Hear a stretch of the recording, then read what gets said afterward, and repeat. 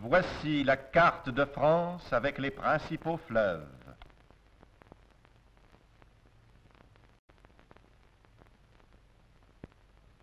Observons de plus près la partie de la carte qui est encadrée d'un trait blanc.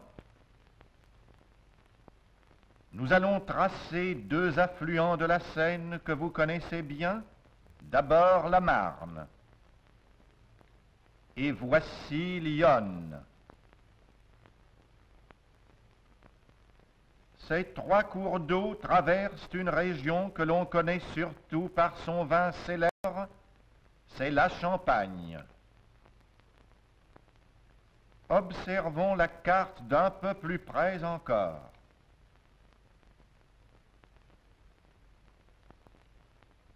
La Champagne comprend deux régions bien différentes. La Champagne humide et la Champagne sèche.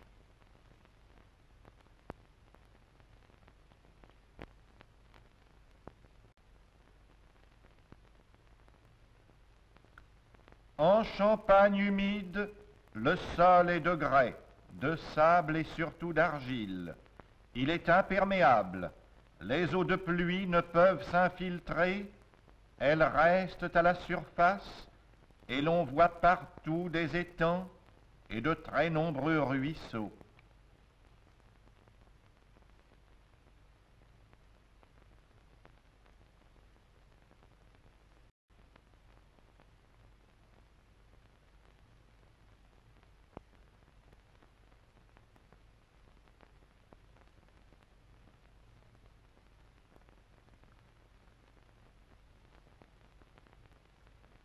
Sur ce sol humide, les forêts occupent beaucoup de place.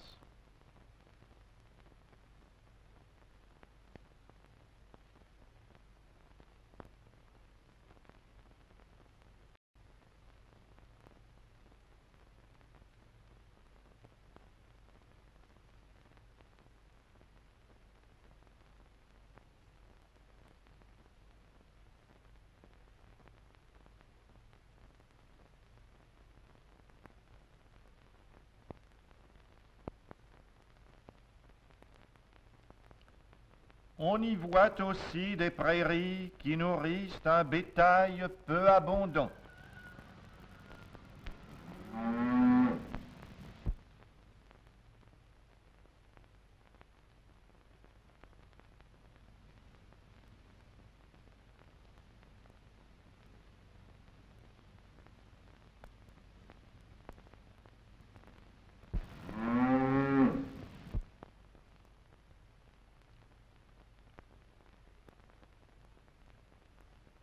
Comme on trouve l'eau partout très facilement, les habitations ne sont pas groupées.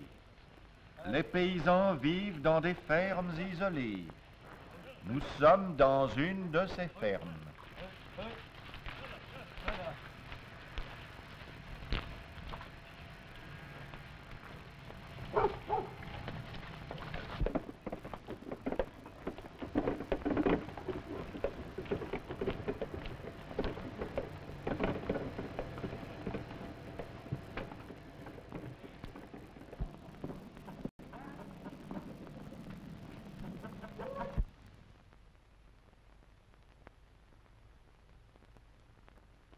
Nous allons observer la vallée de la Marne aux environs de l'endroit indiqué par la flèche.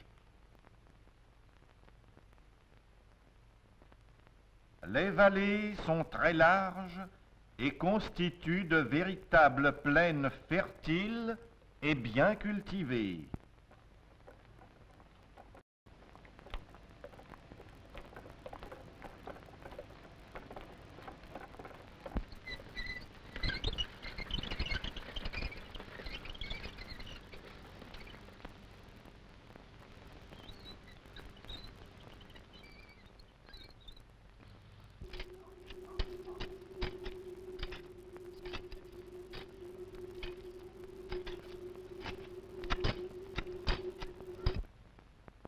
Les villes se trouvent en bordure de la Champagne humide.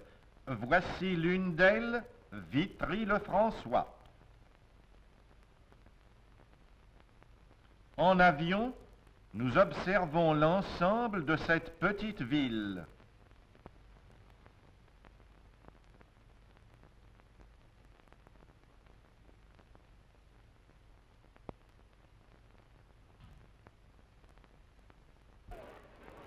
Un jour de grand marché à Vitry-le-François.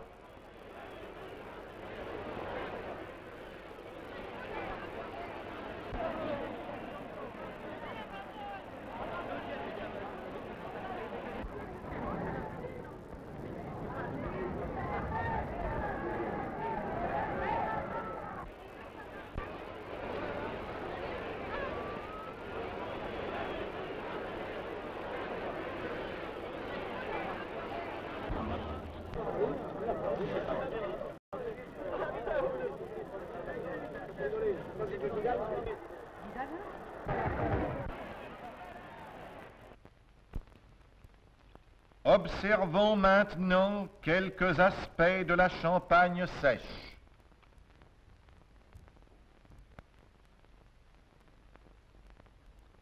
C'est une grande plaine crayeuse, sèche et naturellement peu fertile. Les troupeaux de moutons y soulèvent en été de grands nuages de poussière.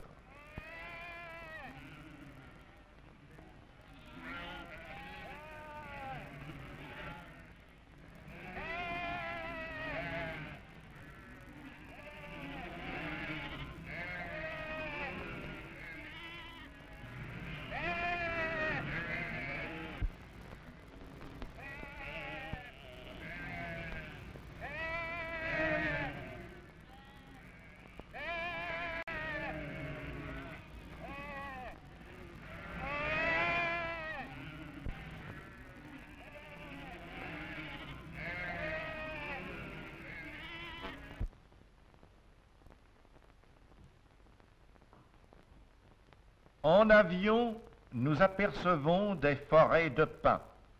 C'est au siècle dernier qu'on a essayé de reboiser ainsi la lande aride, car les pins ne craignent pas la sécheresse.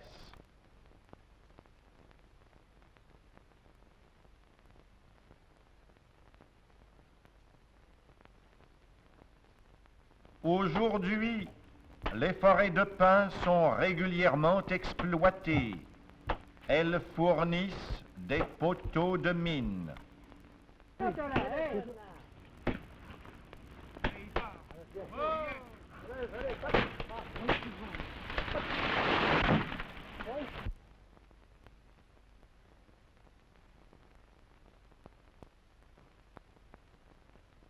Les eaux de pluie s'infiltrent très vite et très profondément dans le sol calcaire. C'est pourquoi le pays souffre toujours de la sécheresse. Quand on est loin d'une rivière, il faut aller chercher l'eau au moyen de puits dont la profondeur peut atteindre et même dépasser 100 mètres.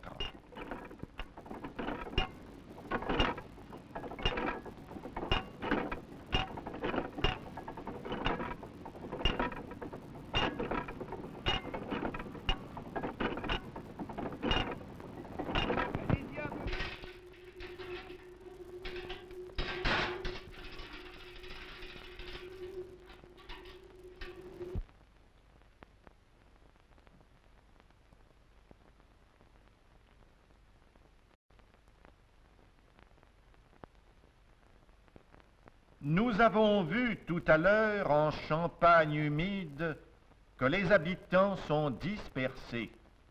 En Champagne sèche, au contraire, les habitations sont généralement groupées en villages, allongés le long des rivières, au voisinage de l'eau indispensable aux hommes et aux animaux. Dans ces vallées, la terre est aussi plus fertile et les cultures y sont variées.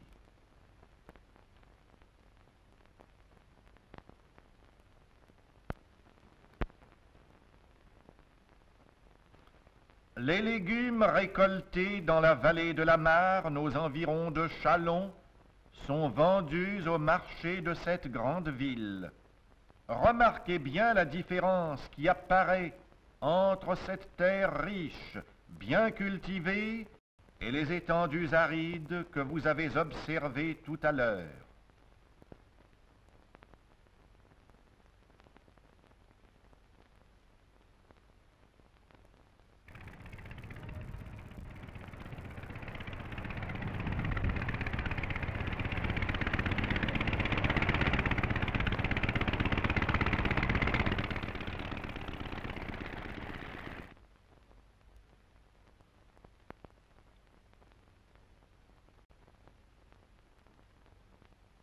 À l'ouest, la Champagne est séparée de l'Île-de-France par une côte qui est une sorte de grand talus. On l'appelle la falaise de l'Île-de-France.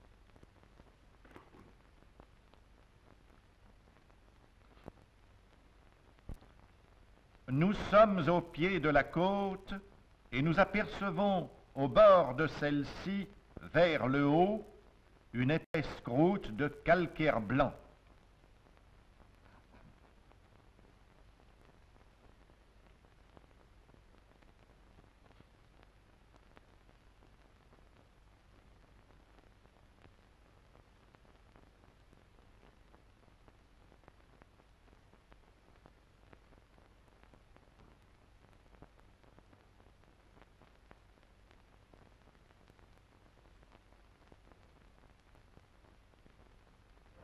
Sur les pentes bien exposées au soleil, à perte de vue, on ne voit que des vignes.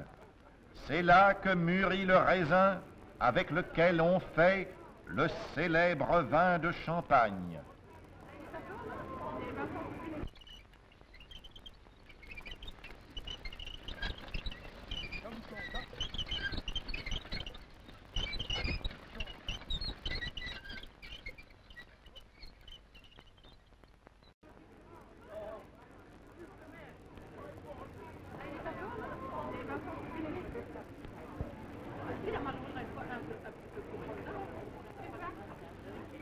Il faut toute une armée de vendangeuses pour cueillir le raisin quand il est mûr juste à point.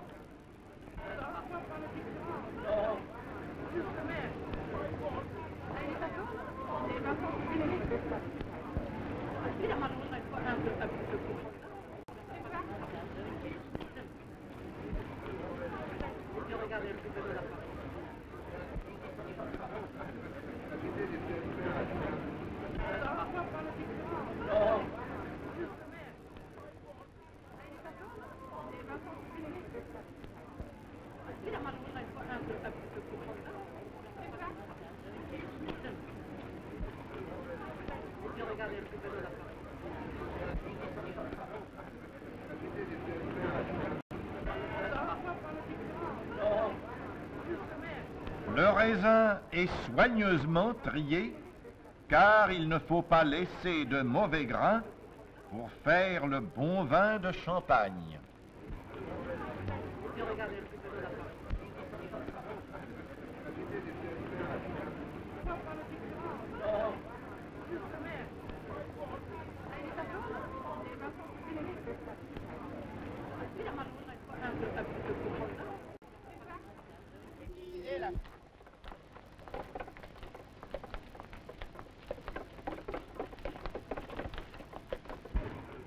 Pour ne pas perdre de temps, les vendangeuses et les vendangeurs prennent leur repas sur place dans les vignes.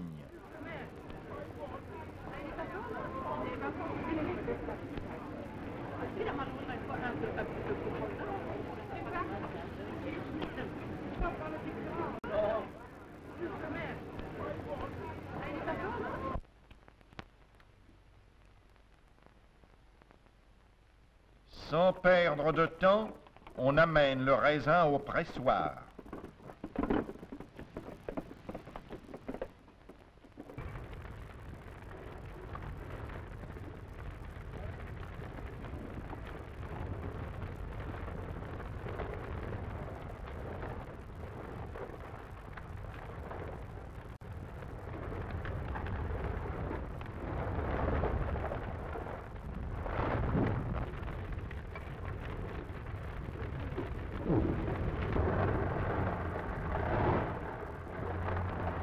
Une fois le raisin bien étendu, on met le pressoir en marche.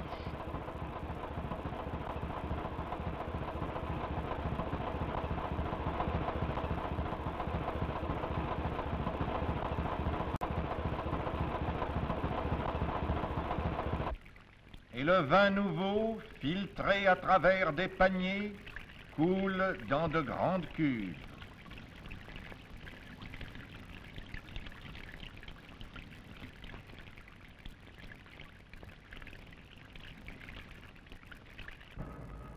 Mis en bouteille au printemps suivant, le vin est descendu dans de grands souterrains, creusés jadis par les Gallo-Romains pour extraire la pierre avec laquelle fut bâtie la ville de Reims.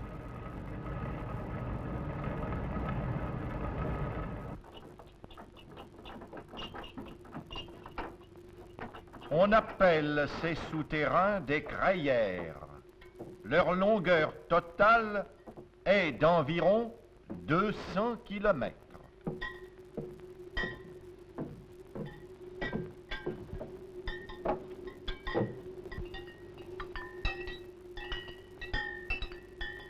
Pendant 2 ou 3 mois, les bouteilles sont fréquemment remuées pour faire descendre le dépôt du vin contre le bouchon.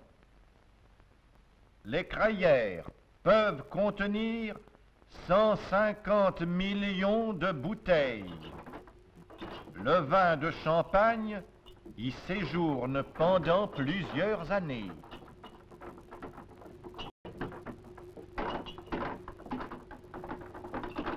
Le dépôt qui s'est accumulé dans chaque bouteille est enlevé au cours d'une opération très délicate qu'on appelle le débouchage.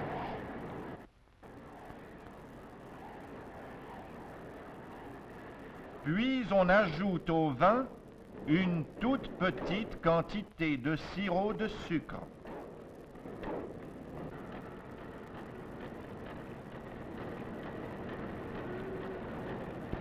Les bouteilles sont définitivement bouchées au moyen de machines spéciales.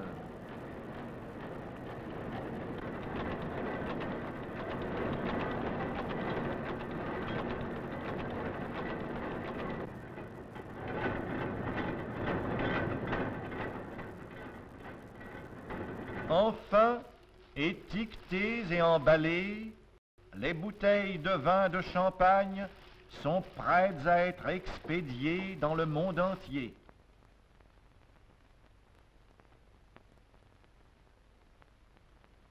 La ville de Troyes, en Champagne, est un centre important d'industrie textile. Voici un panorama de la ville vu en avion.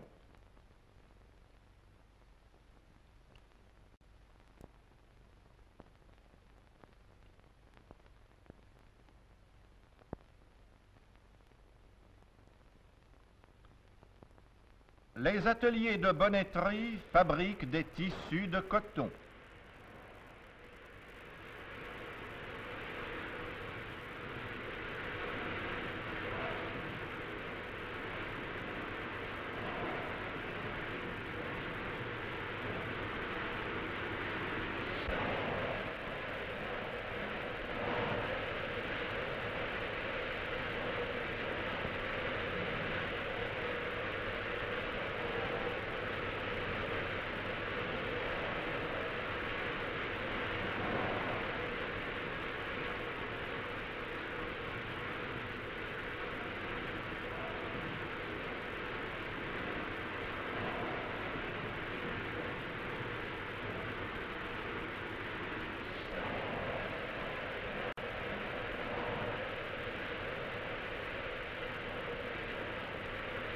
Dans ces vastes usines, les ouvriers et les ouvrières sont employés en grand nombre.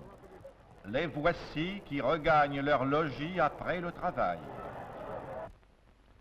Au nord de la Champagne, près de la falaise de l'Île-de-France, se trouve Reims, la plus grande ville de la région.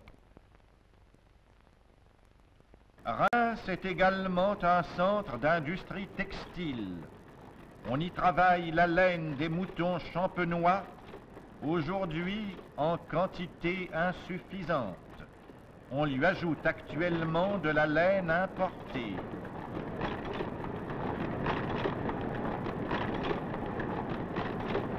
Voici un métier à tisser la laine.